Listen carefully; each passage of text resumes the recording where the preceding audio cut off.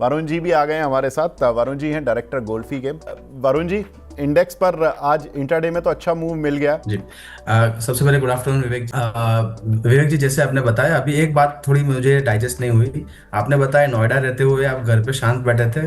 वो बात थोड़ा डाइजेस्ट करना मुश्किल है, बट फिर भी आप बोल रहे तो मान लेते हैं।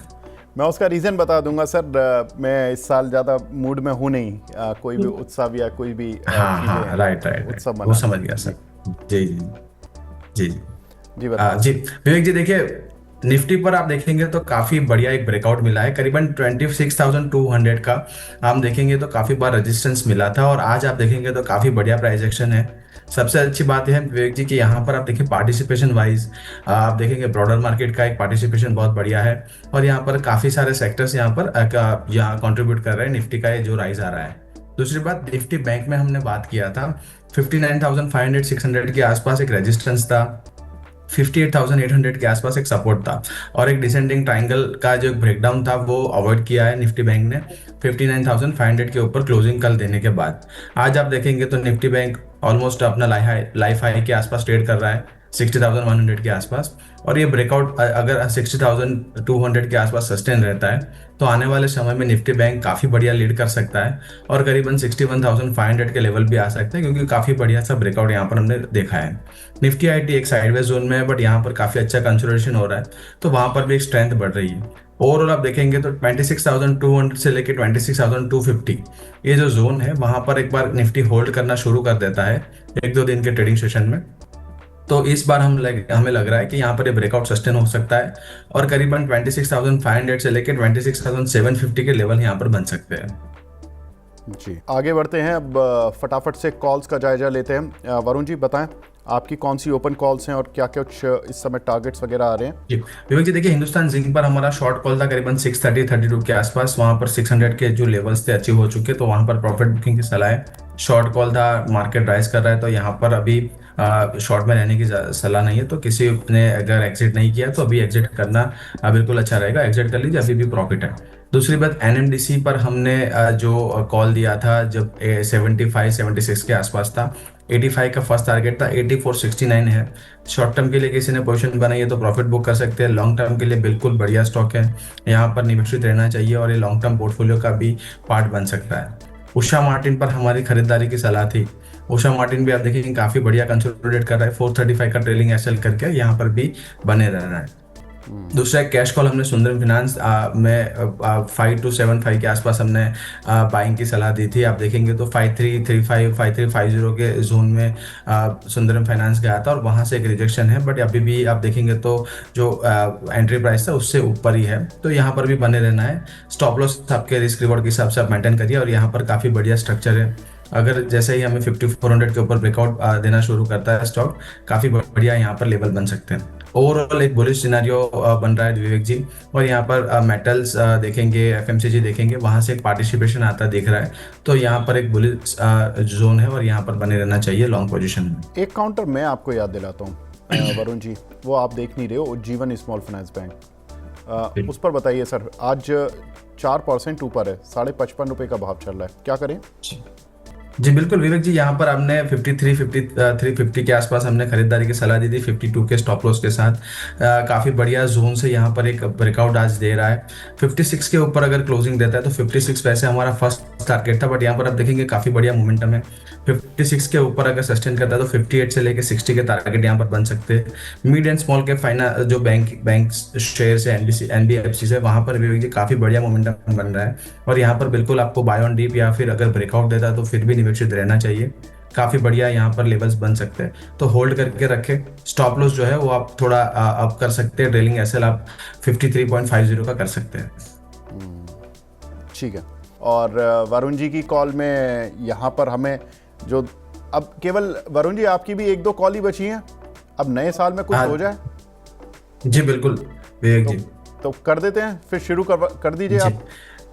देखिए विवेक जी, आप आपकी बात अभी सुन के थोड़ा ऑब्जर्वेशन करके मुझे ऐसा लगा कि सर आप काफी बढ़िया रिसर्च तो करते हैं, एनालिसिस वाइज आपका नंबर्स के साथ काफी बढ़िया है, साथ में आप बढ़िया ट्रेडर भी है, तो क्योंकि जो पोजीशन सजेस्ट करते हैं वहां पर नहीं हम जो नहीं सर, स्ट्रेटेजी मैंने बनाते हैं उससे ज्यादा मैंने प्रॉफिट केवल निकाल के एक देते हैं वोट सर आप। डाला था। मैंने एक वोट डाला था। मुझे पता नहीं क्यों कुणाल जी की कॉल पर ना वो कॉन्फिडेंस आ रहा था।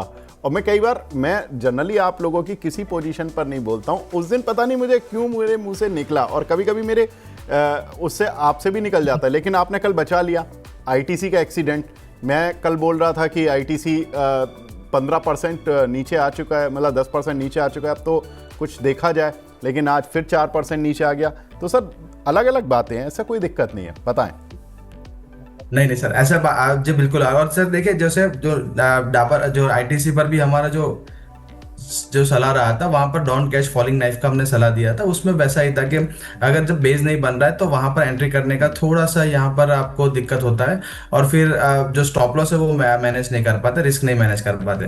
बाकी आपके अगर लॉन्ग टर्म कोई किसी का विजन है तो बिल्कुल अक्यूमुलेट कर सकते हैं। At the end of the day आप देखेंगे तो फिर बिजनेस पास ऑन कर देते कंज्यूमर पर, और फिर वो डिमांड भी बढ़ना शुरू हो जाता है। बट आपने जैसे बताया कि हर ट्रेड अलग होता है, उसका मैनेजमेंट अलग होता है।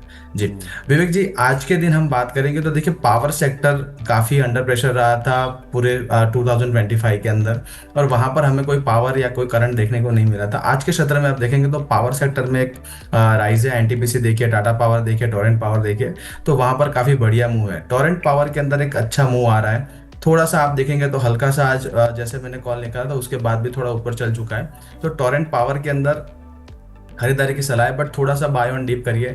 1260 माफ कीजिए 1360 1365 के आसपास, वहां पर 1240 का एक स्टॉप लॉस 1340 का एक स्टॉप लॉस मेंटेन करना है।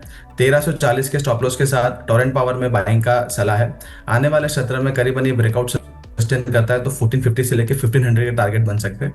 टोरेंट पावर में बिल्कुल अक्यूमुलेट कर सकते हैं बाय ऑन डीप, और यहाँ पर बाइंग की सलाह है। ठीक है, तो टोरेंट पावर यहाँ पर बाय की सलाह वरुण जी की तरफ से। ठीक है सर, अब इसमें कोई और स्ट्रेटजी भी अपना सकते हैं वरुण जी? कॉल वाले हैं विवेक जी। देखिए टोरेंट पावर में देखेंगे तो ऑप्शन साइड्स इतना मोमेंटम नहीं बनता है विवेक जी, क्योंकि आप देखेंगे तो टोरेंट पावर चलता जो है थोड़ा लिक्विडिटी भी कम है ऑप्शन साइड, और वहां पर स्ट्रेटेजी डिप्लॉय करना थोड़ा डिफिकल्ट है। तो अगर फ्यूचर में रिस्क नहीं लेना है तो कैश में एक्यूमुलेट कर सकते हैं, और वहां पर एक स्ट्रेटेजी बिल्कुल डेवलप कर सकते हैं। मेरे को आप देखेंगे तो टोरेंट पावर का जो बेस है करीबन 1250 से लेके 1300 का काफी बढ़िया बेस बना है, और वो बेस के हिसाब से यहाँ पर एक अच्छा ब्रेकआउट देखने को मिला है। हो सकता है इंट्राडे टाइम फ्रेम पर थोड़ा सा एक करेक्टिव आ जाए 1360 1365 के आसपास, बट यहाँ से अगर जैसे स्टॉक अगर आगे निकलेगा तो 1500 के टारगेट बन सकते हैं इन अ शॉर्टर टर्म। ठीक है सर, बिल्कुल ठीक है। तो यहाँ पर 1500 तक के भी टारगेट्स आपको देखने के लिए मिल सकते हैं। टोरेंट पावर यहाँ पर खरीदारी की सलाह। ठीक है, हाँ वरुण जी बताएं। विवेक जी देखिए, एथर इंडस्ट्रीज आप देखेंगे तो कैश काउंटर में एक अच्छा ब्रेकआउट दे रहा है, हालांकि अभी 4% के।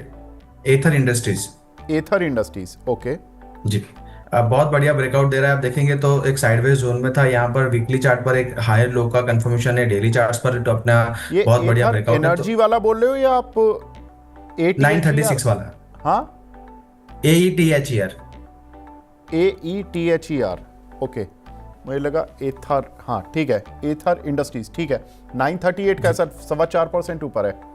जी बिल्कुल विवेक जी, यहाँ पर काफी बढ़िया ब्रेकआउट है, और यहाँ पर आप देखेंगे तो 880 900 के जोन में काफी अच्छा कंसोलिडेशन हुआ था।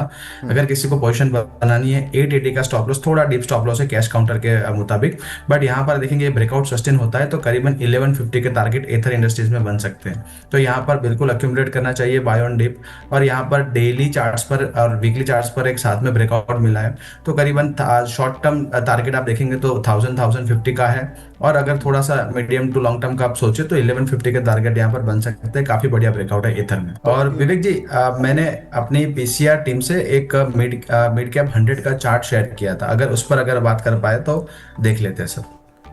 ठीक है सर, आ गया मिड कैप का चार्ट आपके कहते ही, बताएं सर। जी, देखिए सर, यहाँ पर आप देखेंगे तो जो चार्ट हमने शेयर किया था आई थिंक 1-2 मंथ्स के पहले, तो यहाँ पर एक आप रेड जोन देख रहे हैं, वहां से एक ब्रेकआउट मिला था, करीबन 61,300 के हाइज बने थे। उसके बाद फिर से स्टॉक आप देखेंगे तो इंडाइसिस कंसोलिडेशन में गया था करीबन 57,500 के आसपास।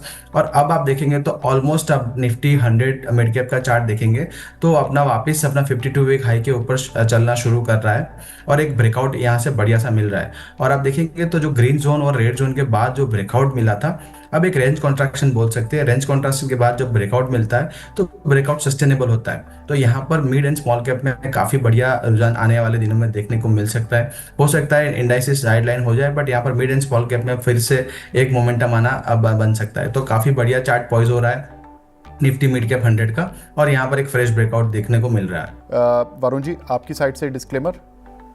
सर, जो स्टॉक्स की हमने बात की, 9% इंटरेस्ट कंपनी या कंपनी का मॉडल पोर्टफोलियो का पार्ट हो सकता है, being a small cash manager. Securities market subject to market, सब कोई भी ट्रेड करे अपने फाइनेंशियल सलाहकार के साथ सलाह मशवरा करके ही करे।